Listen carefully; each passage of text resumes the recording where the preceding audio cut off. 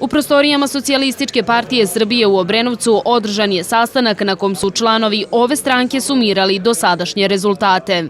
Opštinski odbor Socijalističke partije Obrenovca je učestvovao u svim dosadašnjim aktivnostima koje su prethodile, kao što su raznorazni skupovi u Beogradu, Obrenovcu i u drugim mestima. Na ovom sastanku je data puna podrška našim najvišim organima u podršci kandidature Aleksandra Vučića za predsjednika Srbije. Zato još jednom pozivam da svi građani, svi naši simpatizeri u nedelju 2. aprila izađu i podrže našeg zajedničkog kandidata Aleksandra Vučića pod brojem 6.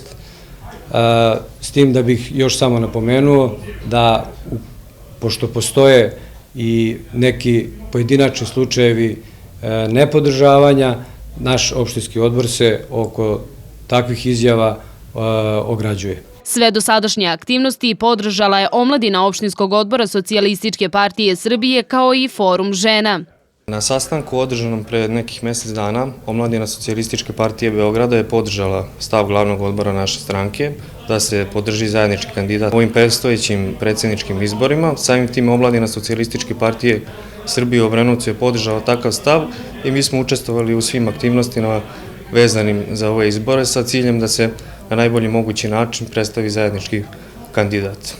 I ovom prilikom želim da pozovem svu omladinu da 2. aprila izađu na izbore i glasaju. Naš premijer i budući predsjednik Republike Srbije i naš zajednički kandidat koga mi želimo da podržimo u nedelju na izborima i zato želim još samo da pozovem sve žene da izađu na izbore i da daju glas našem zajedničkom kandidatu, jer to su i naši zaključci gradskog odbora i predlog našeg predsjednika Ivice Dačića.